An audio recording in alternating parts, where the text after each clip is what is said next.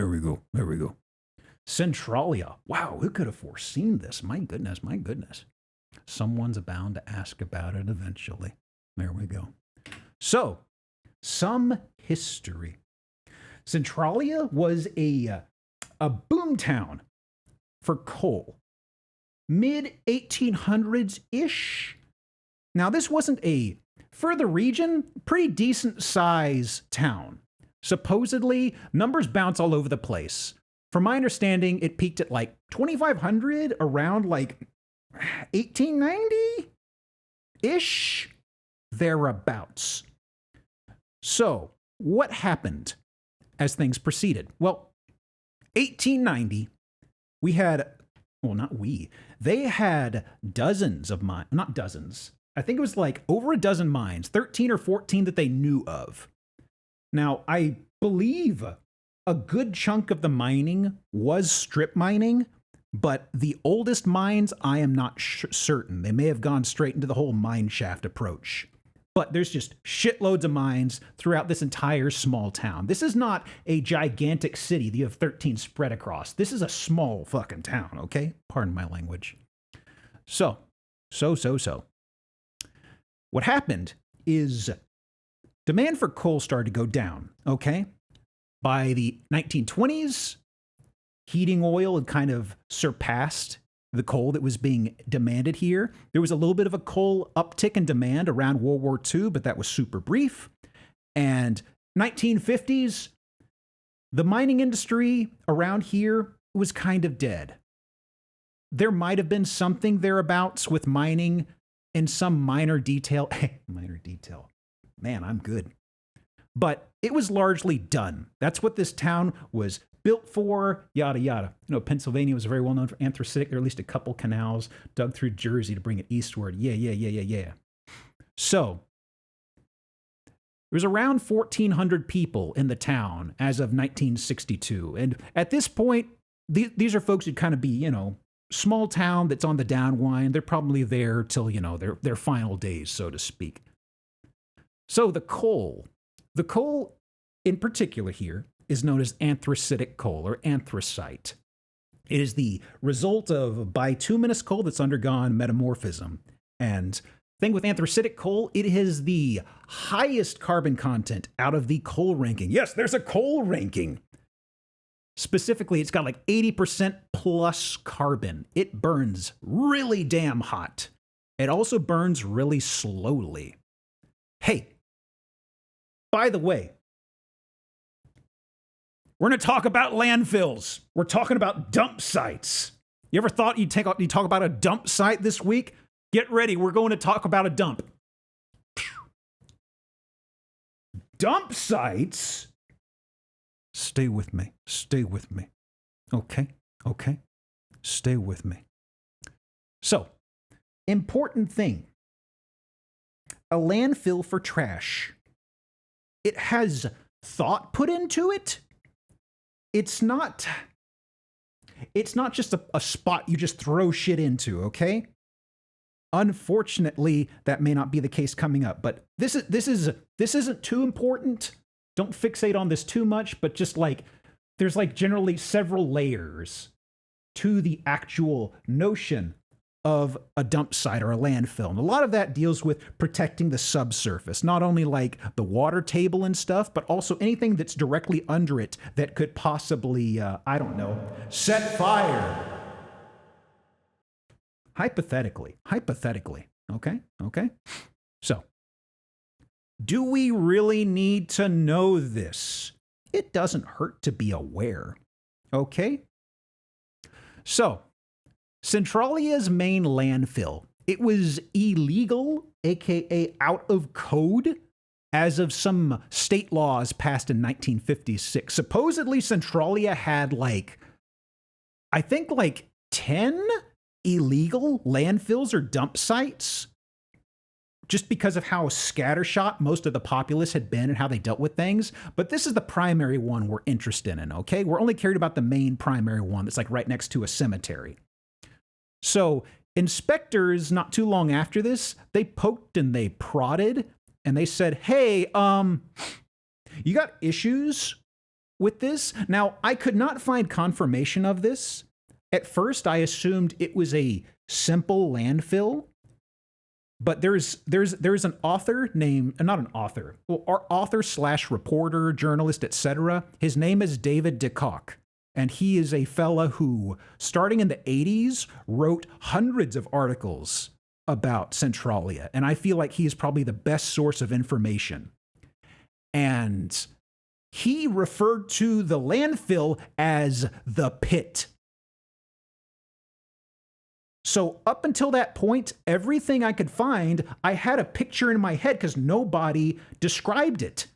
And then he referred to it as a pit, and I thought about the description of some things coming up, and I was like, oh, it was a hole in the ground.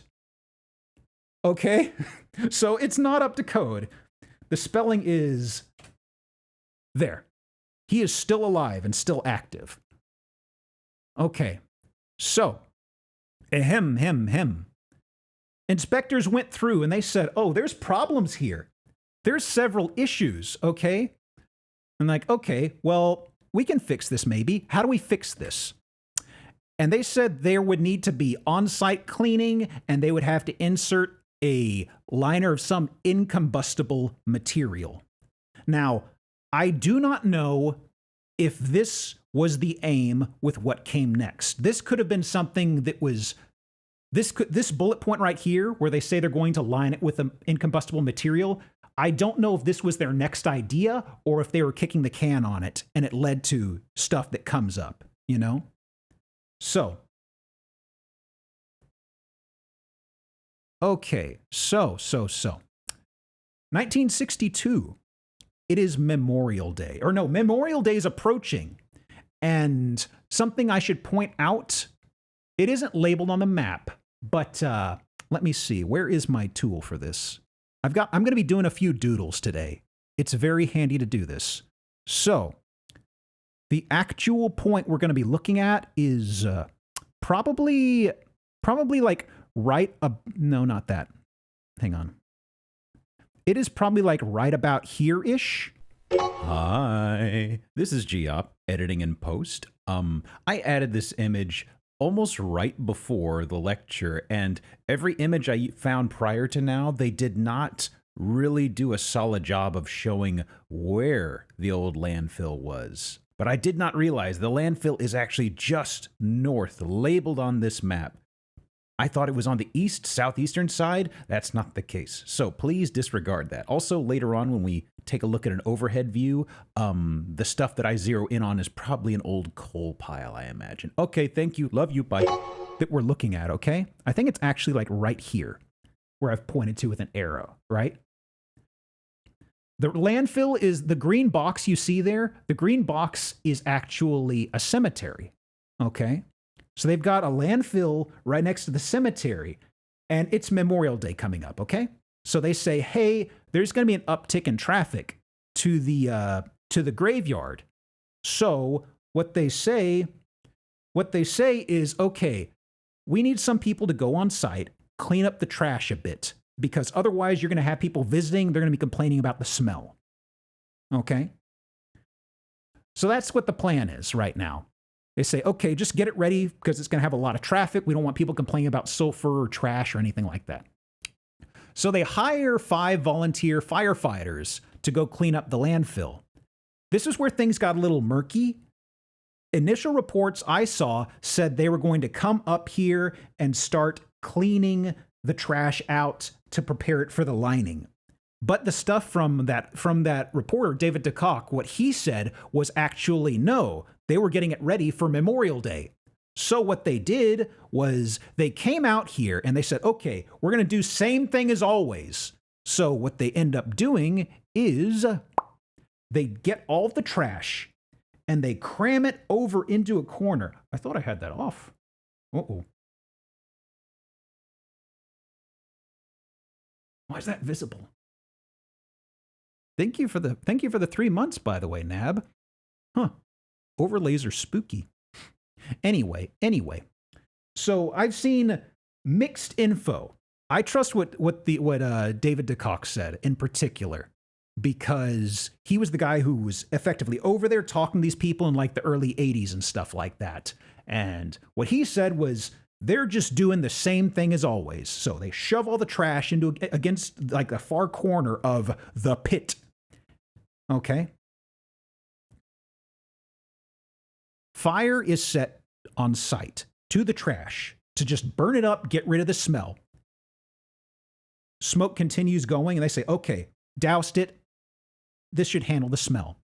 Problem solved, cleaned up, ready for Memorial Day. 29th. Started smoking again. Huh. That's interesting. Go over there, spray it down again. Okay, all done, all done. June 4th. You're never going to believe what happened. Fire's back. Fire's back. Never left, baby. So, at this point, they get a bulldozer out there and they're like, okay, we got to root around. We got to root around here and we've got to stir it up and really drown this shit in water. It just keeps on coming back. Okay. So that's what they proceed with here. Now, next slide. Oh God, oh God, oh God. It gets worse. It gets worse. So the smoking doesn't stop. And they're like, this is weird. So you remember how I said they shoved the trash up against the far wall of the pit? Well, they moved the trash out of the way, and in the subsurface of the pit, there was a hole.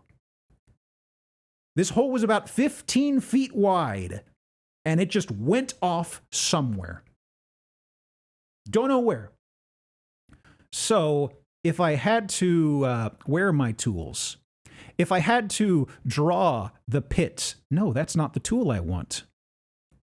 This is here, and this is here, here. If I had to draw this, I am assuming side view, this is the pit, and from my understanding, they piled up the trash over here, okay? And from my understanding, there was probably it was like a foot or two above the ground, there was probably a hole right in here, and they just did not see it. And it just crept through there when they lit all this shit on fire. And then, well, there you go, right? Draw pit? Yeah. I'm going to have to make use of drawing several times today. This is the most direct one. It is on top of the slide dev tool I'm using. But a couple times I will have to pull up Photoshop because its eraser tool is just undo. It isn't an actual eraser tool. John Madden the hell out of it. That's right. Okay. So. Let me see here. The fire, of course, likely got out through that hole, okay? After this, across the next year, they tried 3 different attempts to put the fire out. They did not work. Supposedly, there were at least 8 attempts they have made, and none of those worked, okay? So, all 3 failed, yeah. I'm sorry, I sometimes get ahead of my bullet points a little bit. So, what happened next? We've got a fire going out of control. You'd think, okay, what do you assume would have happened as soon as this happens? Like, you're told there's a fire near the graveyard. It is not going out. They've been working on it for like a year.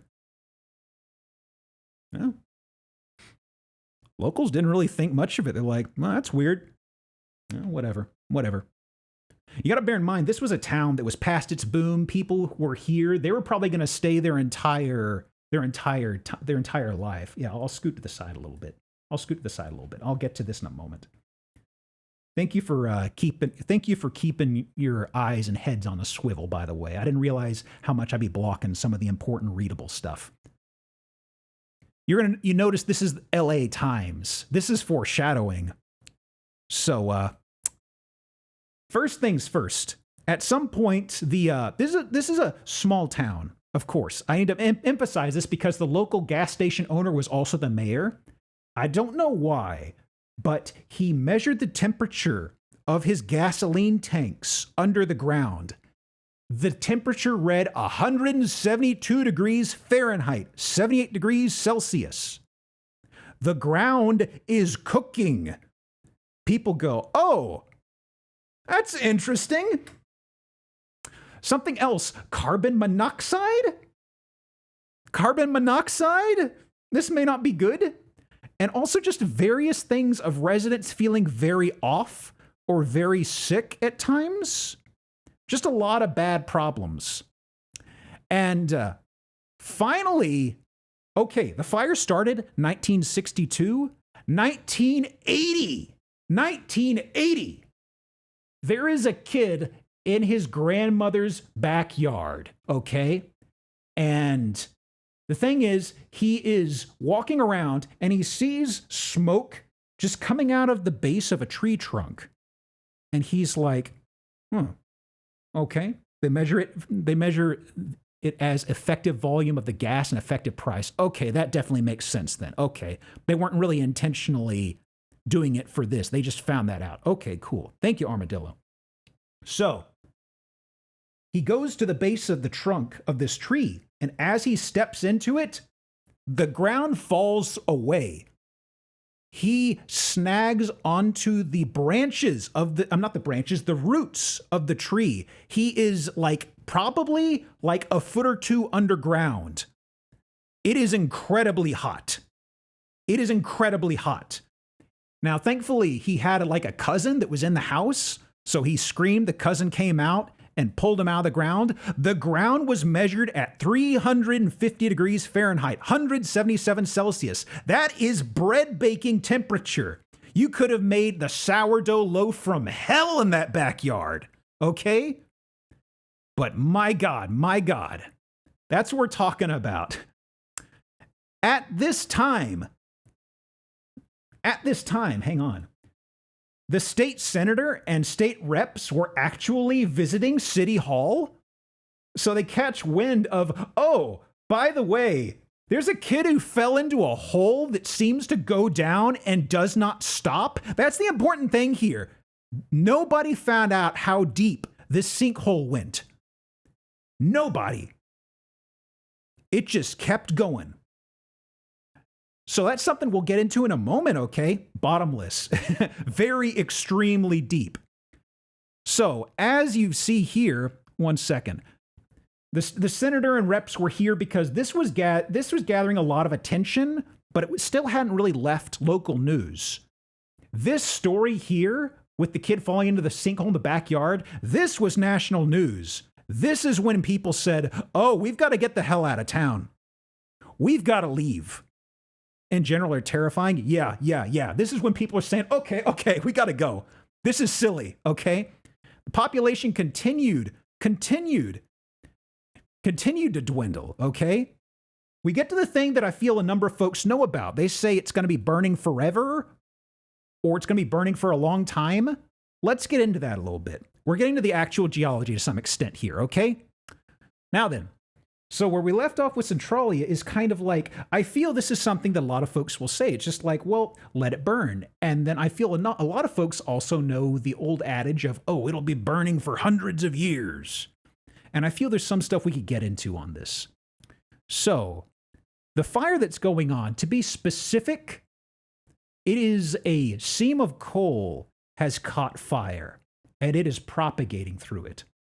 Through the image on the left right up here, you can see, let me see, do I still have the, I do. You can see the ignition point. Well, that color's too close.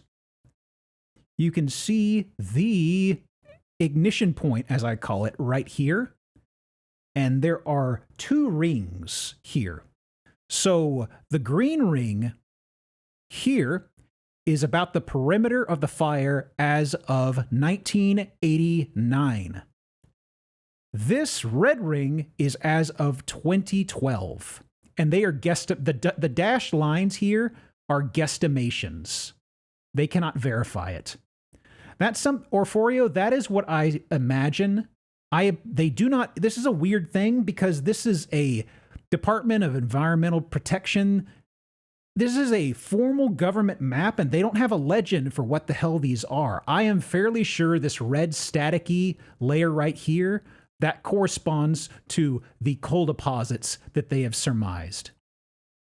And it also lines up. So this is the actual path it will probably go through over time. Now then, So, remember the anthracitic coal part? So, as mentioned, it burns very slowly. The coal deposit, there's some rough napkin math I came across in some places. They say 5.8 square miles, 15 kilometers squared. This is effectively like a big long set of corridors going east-west you're seeing here. And I've seen some things describe it as like a corridor that runs 8 miles or 13K. Okay, so it's a lot of land. Here's the thing.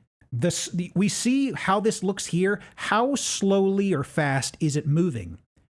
It is moving at a rate of 10 to 23 feet or 3 to 7 meters a year. I don't see many places bring this up, but when they talk about how long it is going to take to actually get to this point and burn out, this is moving at a snail's pace, you know? Blood Fart Phoenix, thank you for the prime, by the way. I don't know why that's popping up. I thought I hit those, but welcome in.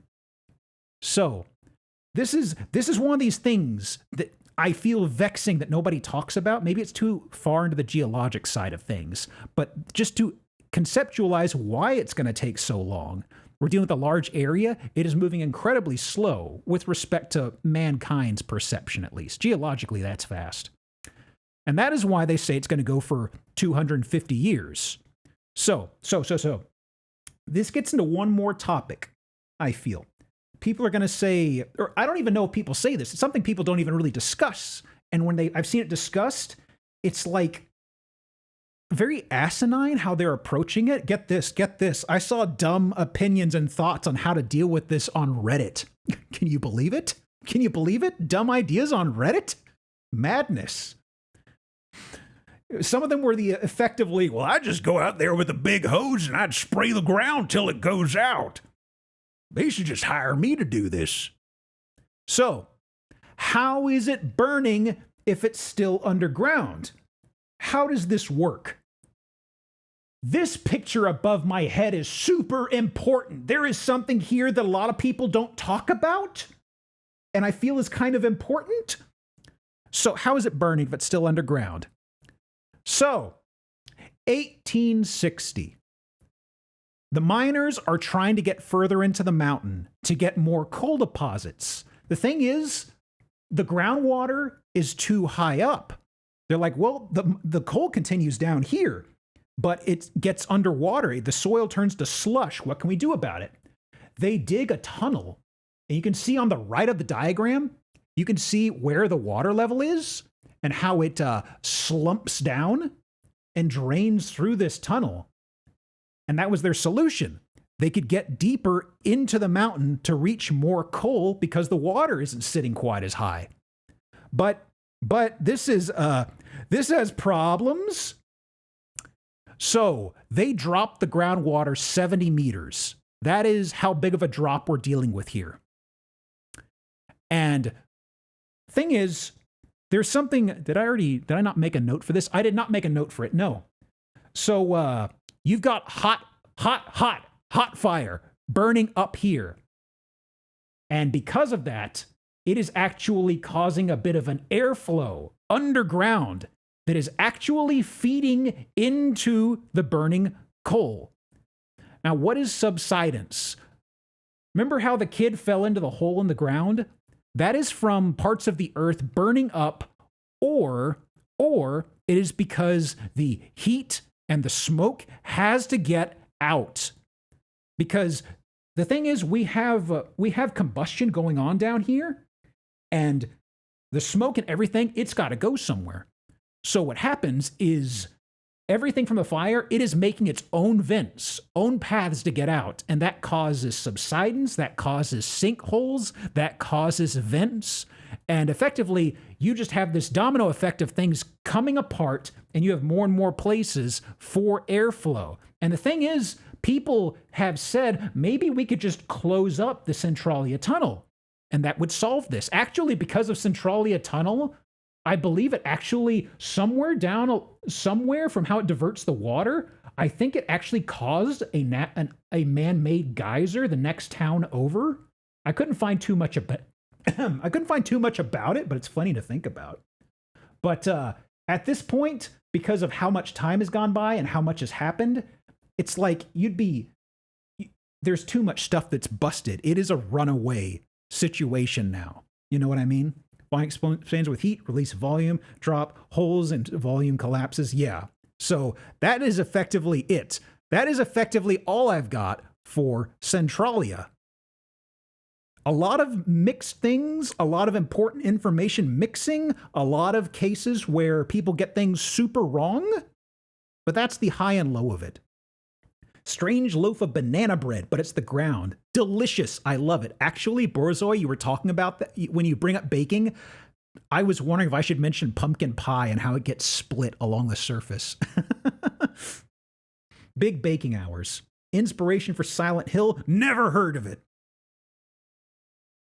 Are there other coal seam fires like this in the world? There are definitely other coal seam fires. This has to be one of the biggest ones, at least in the States, because of how big of a fuck up this was across the board.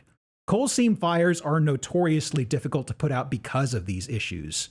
But there are just so many problems and it went ignored. This is like a catastrophic failure from local and state government, the leadership, everything. Everybody super screwed up here. Kind of I don't want to liken it to Chernobyl, but it is very much a case of everything that happened that should have happened did go wrong. You know what I mean? Largely from neglect. I don't want to say incompetence, but probably that is a part of it, really. Because, I mean, bear in mind, from everything I'd gathered, they were literally throwing their trash into a hole in the ground. And this is a town with a lot of past strip mining and actual straight mine shafts, things of the sort. Have any idea on how deep that kid hole is? Honestly, Discipline, I saw a figure once say 130 feet. It was never confirmed anywhere else. Everywhere else said it just went and went and went and went. They're being cheap because they had to be. I feel like it was quite literally, it's not a problem, just do what we always do. You know what I mean? Perfect situation for this to happen. Yeah. So, there's something I want to do a few times today. How's about a field trip? Let me see here. Hey! Welcome. We're on a field trip, y'all. So, something I want to point out. The graveyard that I was discussing, it's this guy, the Oddfellows Cemetery. I believe this is the pit. They filled it in with stuff, but this is extremely obvious, you know? So, the other thing, I saw Stern and some folks mentioning it. I didn't want to point it out because I was going to come to Google Maps in a few minutes.